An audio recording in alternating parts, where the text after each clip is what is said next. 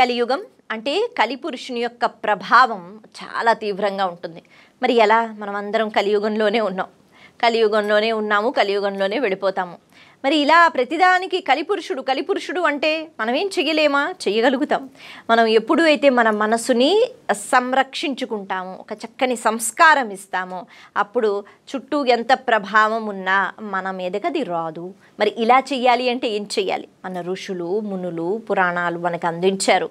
భగవత్ సంబంధమైన కథలు అందించారు, భగవన్ నామాన్ని అందించారు. మరి వీటి ద్వారా మనము మన మనసుని ప్రశాంతంగా మంచి వైపుకి అడుగులు వేసేటట్టుగా చూసుకోవచ్చు. అలా మన మనసు మన మాట వినాలి అంటే కొన్నిటిని మనం జయించాలి. మరి అలా జయించాలి అంటే మళ్ళీ భగవంతుణ్ణే అడగాలి, ఎందుకంటే అది మన వల్ల కాదు. అలా నేనున్నాను కలియుగంలో మిమ్మల్ని చూసుకోవడానికి అంటూ వెంకటేశ్వర స్వామి కలు వెంకటనాయక అంటూ కలియుగంలో ప్రత్యక్ష దైవంగా ఆయన మనల్ని చూస్తూనే ఉన్నారు. అయితే ఆయన మనకి ఏం నేర్పిస్తున్నారు అన్న విషయం మనం ఎక్కువగా దీనిపైన ధ్యాస పెట్టాలే కానీ చిన్న చిన్న కోరికలతో స్వామి దగ్గరికి వెళితే వృధా అయిపోతుంది జీవితం అని వెంకటేశ్వర స్వామి వైభవం మనకి చెప్తోంది.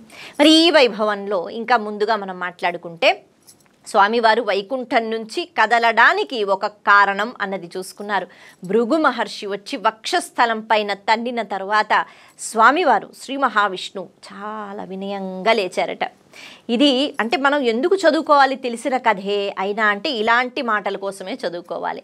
అవతల వాళ్ళు మనల్ని ఎంత నీచంగా చూసినా, వాళ్ళు మనల్ని ఎంత చిన్న చూపు చూసినా మనం కూడా మన స్థాయిని, మన స్థితిని కోల్పోకూడదు. శ్రీ మహావిష్ణువు చెప్తున్నారు. ఆయన తలుచుకుంటే ఆయన ఏవైనా చేయగలుగుతారు భృగు మహర్షిని. కానీ ఇలా కాదు కదా, కేవలం భృగు మహర్షికి పాఠం చెప్పటం కాదు, కలియుగంలో లక్షణాలు ఏవైతే ఉన్నాయో వాటిని పాటిస్తున్న మనందరికీ పాఠం చెప్పాలి. అందుకని స్వామివారు వినయంతో లేచారు. ఈ వినయమే మనకి శ్రీరామ రక్ష. ఎంత వినయంగా ఉంటే, అందుకే అంటారు కదా, లక్ష్మీదేవి కూడా ఎక్కడ ఉంటుంది అంటే ఎవరైతే వినయంతో ఉంటారో. సరస్వతీదేవి విద్య ఎక్కడ ఉంటుంది? మనం ఎంత కష్టపడి చదువుకున్నా విద్య పక్కన అహంకారం వచ్చేస్తూ ఉంటుందట. దాన్ని పక్కన పెట్టి విద్య పక్కన ఎప్పుడు వినయం ఉండాలంటారు. అలా వినయం లోపిస్తే విద్య కూడా పోతుంది, లక్ష్మీదేవి కూడా పోతుంది. అందుకే అన్నిటికన్నా మించింది వినయము. ఈ వినయం ఉంటే ఖచ్చితంగా బాగుపడతాము అన్న విషయాన్ని వెంకటేశ్వర స్వామిగా ఇక ఆయన వస్తారు కదా, కాబట్టి శ్రీ మహావిష్ణువు నేర్పుతున్నారు. వినయంతో లేచారట. లేచిన తర్వాత భృగు మహర్షి దగ్గరికి వెళ్ళి అయ్యో అని కాళ్ళు పట్టుకున్నారట. అంటే మనల్ని ఎవరైనా అంతగా దూషిస్తే అంటూ ఉంటారు కదా, ప్రేమతో రాళ్లనైనా కదిలించవచ్చు అని. కేవలం సంగీతంతో కాదు, ప్రేమతో. ఎందుకంటే ప్రేమ అన్నది అది చక్కని నిర్వచనం గురించి మనం ఆలోచిస్తే, ఈ ప్రేమ అవతల వాళ్ళలో ఎంత ద్వేషం ఉన్నా అది పూర్తిగా కరిగిపోయి చక్కగా వాళ్ళు కూడా ఎంతో ఇష్టంగా మన వైపు చూసే ఒక సాధన ప్రేమ మాత్రమే.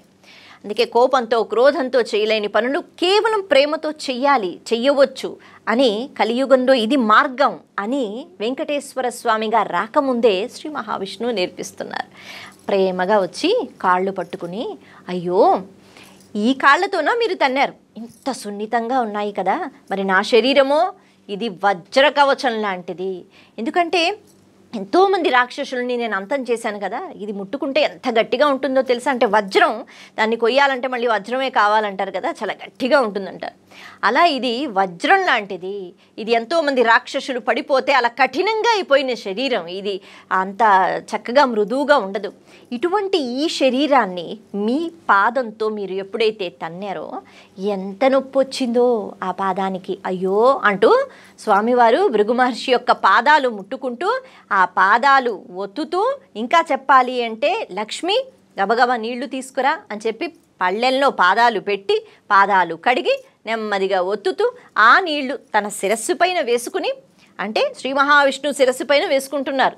ఇక్కడ ఉన్నది ఎవరు? అహంకారంతో కొట్టుకుంటూ ఉన్న ఒక ఋషి. ఆయన కాళ్ళు కడిగి శిరస్సు పైన నీళ్లు వేసుకుని లక్ష్మీదేవికి కూడా వేసి, వైకుంఠంలో అక్కడ ఒక పరివారం ఉంటుంది కదా, ఆ పరివారం మీద కూడా చల్లుతున్నట్టు.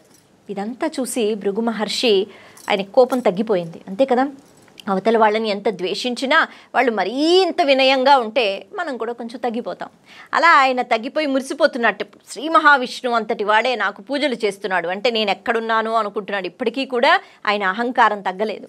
అయితే ఇవన్నీ ఎందుకు చేయాలి స్వామివారు? అంత అవసరమా స్వామికి అంటే మన కోసమే. అంటే ఆయన రాకముందే మనకి నేర్పిస్తున్నారు కలియుగంలో ఏం అవసరం. ఓర్పు, సహనం. ఎక్కడికి వెళ్ళినా మనకి పరీక్షలే ఉంటాయి. అంటే ఒక ఉద్యోగానికి వెళ్ళినా, చదువుకునేటప్పుడైనా, మన నిత్య జీవితంలో ఆఖరికి ఇంట్లో లేచిన దగ్గర నుంచి పడుకునేంత వరకు ప్రతిదీ పరీక్షే. ప్రతి దగ్గర సహనం కోల్పోతూ ఉంటాం.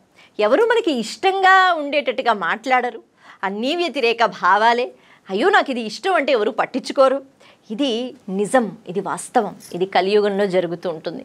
మరి ఇలా ఎక్కడా జరుగుతూ ఉన్నప్పుడు ప్రతి చోట సహనం లేక, ఓర్పు లేక సతమతమవుతూ ఉంటే మనసు ప్రశాంతంగా ఉండదు. ఎందుకు అంటే మనసుకి ప్రశాంతత కావాలంటే మనం ఎప్పుడు ఎక్కడైనా హాయిగా ఉండాలి. అలా ఎక్కడుంటుంది కలియుగంలో? ఎవరి మాట వాళ్ళకే నెగ్గాలి. అందుకే భగవంతుడు నేర్పిస్తున్నాడు, ఓర్పుతో ఉండండి, సహనంతో ఉండండి. అలా ఉంటేనే మీకు పనులు జరుగుతాయి. ఇది కలియుగం అని చెప్తున్నారు. అందుకే శ్రీ మహావిష్ణువు ఓర్పుతో కాళ్ళు కడిగి ఆ పాదాలు ఒత్తుతూ అప్పుడు నెమ్మదిగా భృగు మహర్షి పాదం ఏదైతే ఉంటుందో, ఆ అరికాలు ఏదైతే ఉంటుందో దాని కింద ఇంకో కన్ను ఉంటుందట ఆయనకి, ఇంకో మూడో కన్ను అనమాట. అయితే ఈ కన్ను వల్ల అంటే ఏదైనా ఒక శక్తి మనకి అతీతంగా ఉంటే మన కళ్ళు నెత్తికెక్కుతూ ఉంటాయి కదా, మనం అహంకారంతో ప్రవర్తిస్తూ ఉంటాయి. ఎందుకంటే వాళ్ళకన్నా నేను భిన్నం, వాళ్ళ కన్నా నేను చాలా ఎక్కువ స్థాయిలో ఉన్నాను. అది మన పదవితో రావచ్చు, డబ్బుతో రావచ్చు, విద్యతో రావచ్చు. నేను ఎక్కువ అనే భావన మనకున్న అతీతమైన శక్తి వల్ల వస్తుంది. ఇప్పుడు ఆ శక్తిని తీసేస్తే నేను కూడా సమానం అని అనుకుంటారుగా. అందుకనే భృగు మహర్షి యొక్క అరికాలలో ఉన్న నెమ్మదిగా పాదాలు ఒత్తుతూ ఆ కన్ను ఏదైతే ఉందో దాన్ని చిదిమేస్తారట శ్రీ మహావిష్ణు. అలా అది చిదిమేసిన తర్వాత భృగు మహర్షి యొక్క అహంకారము అది తగ్గింది అని అంటారు.